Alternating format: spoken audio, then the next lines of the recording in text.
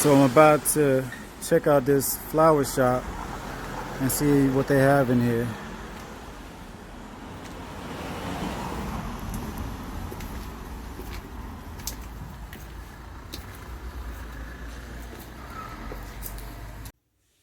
World, YouTube, hello out there. I hope that you all are in the best of health and in the best of spirits and seeing things as optimistically as possible because life is beautiful. Yeah, right now I'm at home and I just got off work. I just cooked and ate dinner, and it's evening. It's still daylight out, but the past week there's been raining every day the past week, and really cloudy every day, and no sunshine really. So it's really taken its toll on my mood, and it has made me feel like just way too, almost to the point of feeling somber, just way too relaxed. But we have backup energy. We can light the sun inside of us, light our own personal sun, and get the energy that we need from there, which is what I'm digging down deep to try to do. Okay, so in this video I'm going to talk about plants that have the ability to absorb significant amounts of electromagnetic radiation, electromagnetic energy. And yeah, significant amounts, not just, negligible amounts. I mean, significant amounts, significant to the point of, shielding you from some of it, because we're not supposed to be exposed to any electromagnetic fields and radiation. I mean, it won't kill us, but our body can pick up everything. It picks up everything. It pays attention to our environment, specifically our mitochondria, and it tells our bodies what to do. It tells it to power down, and it tells it to make more energy, to make less energy. And I just mentioned to you about there having been no sun lately, and me feeling lower energy. And that's part of it. My body is sensing the lack of sun, and it kind of turns you down like a knob on a radio. So yeah, so plants that absorb artificial radiation, yeah, they do exist. All plants absorb radiation because light is radiation. Light is the most common radiation that we know about. But the radiation that I'm specifically talking about here is the unhealthy stuff, the unnatural stuff.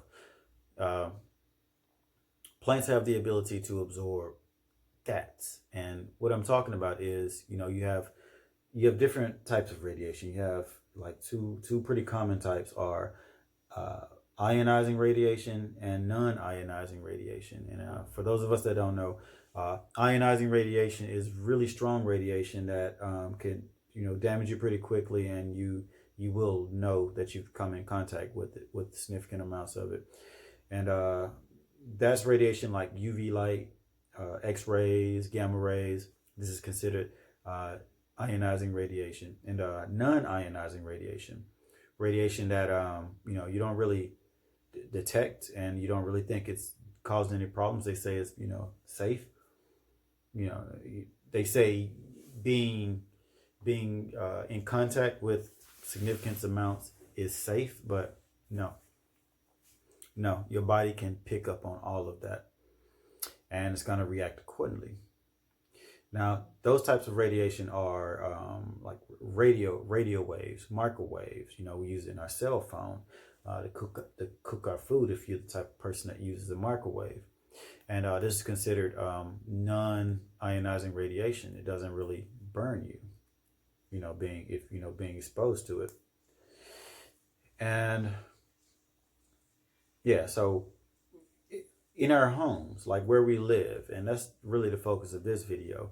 In our homes where we live, we're exposed to electromagnetic fields from, the appliances that we use indoors. Really you can just cut that off and then it's gone. But what you can't really get away from is the extreme low frequency electromagnetic fields, and those come from like outside sources, like power lines, like a big source, where like if you kind of like wherever you move, and like you have a meter. I have a meter. I've done videos in the past about detecting electromagnetic fields and knowing like how safe or how dangerous your place is. And yeah, I'll drop a link below to one of those videos. Is your home? I made a video a long time ago. Is your home safe for you or something like this? I'll drop it in the comment section below if you want to check that out. But yeah, the extreme low frequency electromagnetic fields, they come from like power lines and big sources. Like no matter where you move, you'll still pick it up. And even here, when I got this place, it's pretty good. It's relatively it's pretty safe. I live in a rural area, but even though I live here, there's still you still need power lines to power the area. But yes, it's pretty safe, but I still pick up a little bit of the extreme low frequency electromagnetic fields. And they say those are like the ones that, are of concern, because I guess because you can't really, it's hard to escape them. And over the past couple of years, well, like a couple of years ago, I was thinking about like, is there a way, like when I was really, kind of new and learning about electromagnetic fields and radiation, how it affects our bodies and how it affects our health. And I was like really, just learning about it. I wondered, like, is there like I was looking at every way to mitigate the effects of electromagnetic fields, because like more than 5 years ago, I learned how important it is to like how what type of effect that it has on you. Because in order for me to learn that lesson about it, it wasn't just a quick lesson. It was like it took years for me to learn about it. I had to go to a good environment and heal, move out of the good environment to a bad environment and not be well again, and then move back to a good environment, heal, and go back to a bad environment and not be good again. And I did this over some years, so I have my own like experience that has really imprinted like this into my mind and made me really take this thing seriously, and not just think of it as something that may or may not be real, because to me it's very real. And of course I did lots of reading, and I learned how to like test myself, to like go to the doctor and get things tested to find out like what the exposure, the effects of the exposure and what it does to you. And I would move to one place, get my blood checked, move to a different place, get my blood checked, and I would notice the differences. And I'm like, yeah, this is a real deal. This is not something that should be just overlooked. And yeah, so extreme low frequencies, it's quite important. It's not negligible. All the little things matter. And in this video, I'm going to talk to you about another small thing, but it's not small. It's huge. It's small, but it's really important. And a lot of you probably already have lots of plants in your home, and that's what I'm talking about. That's what I'm going to talk about here, like plants in your home that have a very good reputation of absorbing electromagnetic fields, specifically or especially the extreme low frequencies that I was telling you about, which is the reason why I really looked into this just lately. And it has the ability to absorb this energy significantly, to the point where you get some shielded effects from it. You get shielded. So yeah, And where did I get this information from? Well, I was looking through the net, and I looked through a bunch of EMF mitigation websites to specifically find out about like what type of do plants exist that have the ability to absorb these foreign radiations that and they can help us and keep us safer. And I didn't really expect to find anything, but it took me to the EMF sites. It took me to a couple of EMF sites, and what I learned through the EMF sites were that they typically recommend plants in the family of they're called succulents. A succulent is a type of plant that has really thick, fleshy body or thick, fleshy leaves, and they usually have gel inside of the leaves. And these plants are able to. They're really rough and rugged, and they're able to survive really arid and dry environments, really inhospitable environments, and they can go without much water, and they're very low maintenance.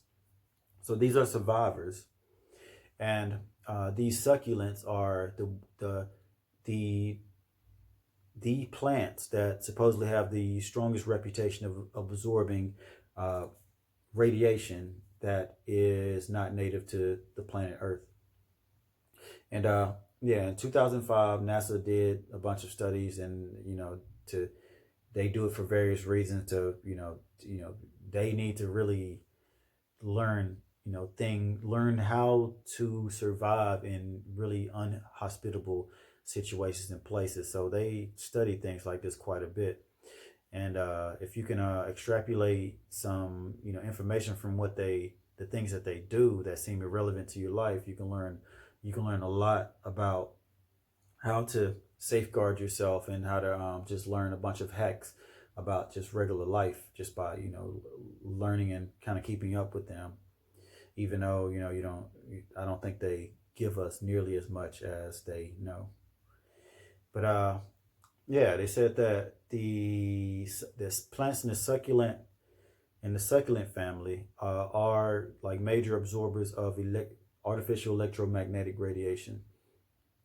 And succulents are really unique plants. And like I've never had a green thumb or anything like this, or been into botany or plants. Just a small interest, all throughout life, but never anything serious. But uh, some plants that really attract me are the succulents. And I've done a video on a succulent a couple of years ago, and I'll tell you in a moment, which one I'm talking about. But yeah. So how about I show you my trip to the store? Take you to the plant shop with me, and see how it all went down. It's nothing. Okay, so I'm gonna get this one. It's called a jade plant. It's a succulent.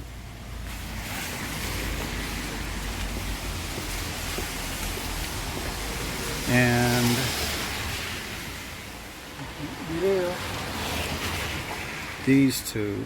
This one's a snake plant, and this is a cactus, another succulent. So yeah, that was my trip to the store. I went to the store about 3 or 4 days ago, and I bought those three plants. They're all three of them are in the succulent categories, and I'll talk more about them in a moment. But later, as time goes on, I'm new to this area, so I don't really know what shops are available to me. So I'm gonna have to do some searching around town, and also searching the internet and doing some research to find out what plants are the very best in their ability to shield us from electromagnetic fields, artificial electromagnetic fields. And when I buy more plants, I'm gonna keep them around my bed. I'm gonna keep them in my bedroom. I want the area of my bedroom, really, really good. And with with oxygen. That's another benefit there. Just that all alone by itself is worth a reason well worth buying plants and filling your room up with plants, because their waste is your food and their food is your waste. So, you both feed one another. It's just a really beautiful relationship. And plants, I like to think of them as, living sentient beings.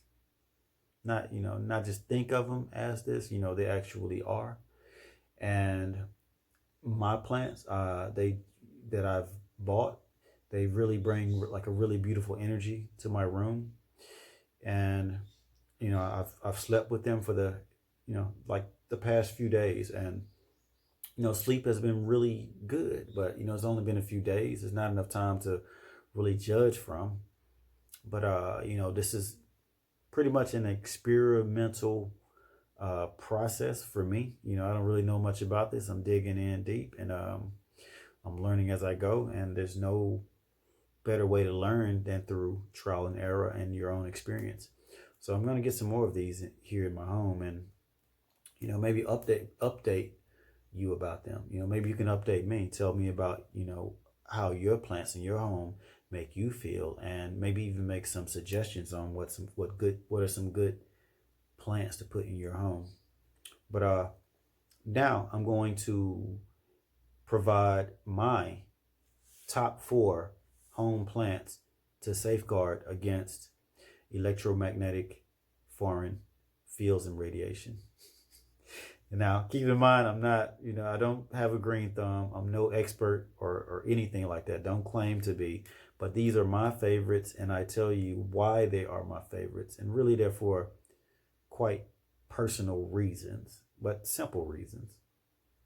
So let's look at my list. The top 4 electromagnetic field safeguarding plants. Dun, dun, dun, dun. Number 4 of my top 4 plants to shield you from radiation, help prevent radiation poisoning.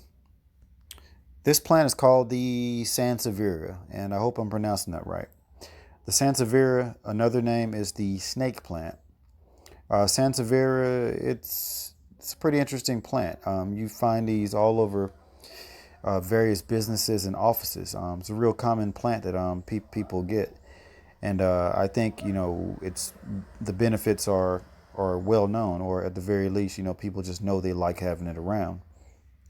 But with the Sansevieria, it's very independent. It's low maintenance, which is why I like it so much. And you're going to see the common theme of all my plants. They're all low maintenance. And you don't need much water. I can water this plant every few days, and it's very self-sustaining. And I just like the look of it. It's really nice. Sansevieria, snake plant. At number 3, this is the jade plant, aka the lucky plant. And I guess my reasons for liking this one so much and putting it number 3 on my list is that it's a succulent, so it's very independent and it can take care of itself. It needs very little water and sustaining.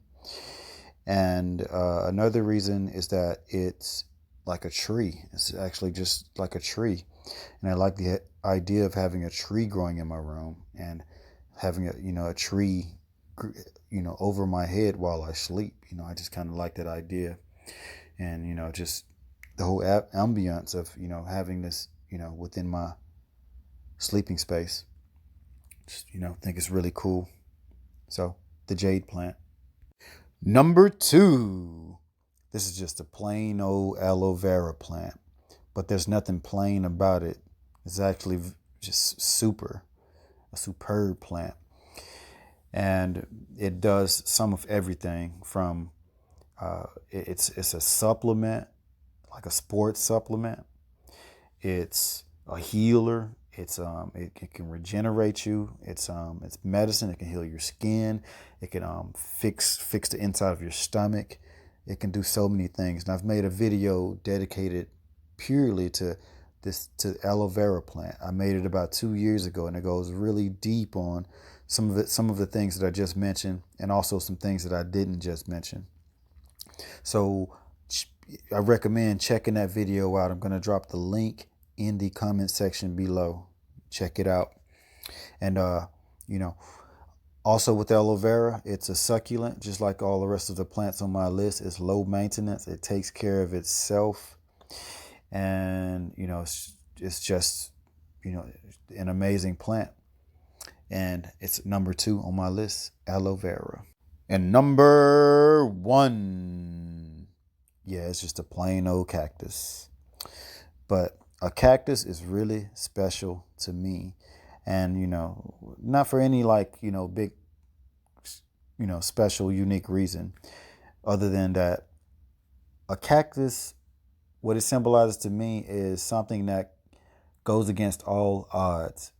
It can endure in the worst of environments and still come out doing well. Nothing can hold it down. Nothing can hold it back. I mean, except for excessively watering it, of course, just like all the rest of the succulents.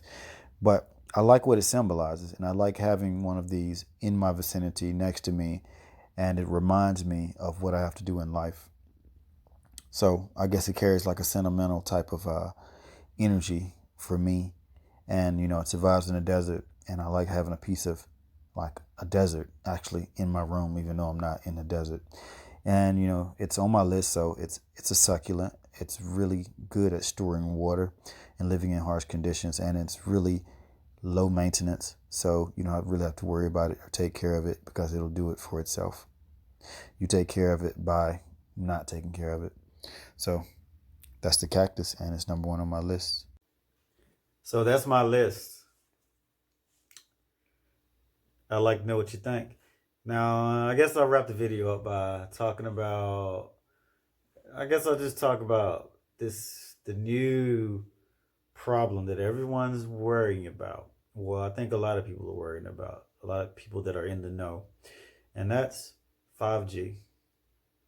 And 5G, it's wrapped up in all kinds of controversy and conspiracy, theories and things like this, which makes it more difficult to vilify, because it's tied to the conspiracy theory thing, and people, it puts you in a position where you're not taken seriously as you should be taken. But I think deep down inside, everyone knows that this is an issue. It's a problem that needs to be addressed. And I've been following the 5G thing for about 5 years, like the whole like learning about how it's gonna play out, the type of problems that we're gonna have with it. And I'm pretty sure there's quite a few really good 5G videos on the internet that explain like the dangers of 5G and like what's to come in the future. And the thing with the 5G, from my perspective, I there's no point in me making a video on it. I'd love to, but I think it's been done pretty well already, and been done way better than I can. And I guess my advice or my thoughts on 5G is, educate yourself as much as possible, because it's coming. You want to learn about how to mitigate it as well as you can, because again, it's coming. It's a matter of time. And this is going to be, it's way beyond us. It's already being rolled out. It's already a political fight. And I guess my advice on that is, real simple, but really important. And that is to think globally and act locally. Focus on your local governments, not just the big governments, because your local governments are where you live. They control where you are. And ultimately, that's what's going to really affect you specifically. Work on the small things that you have the most power to change, and the big things will change themselves. So I hope you enjoyed my video, and I really appreciate you coming through. I love you, and I hope to see you around in the future. A lot of good stuff coming, and I hope to see you there. So stay tuned and take care. I'm gone.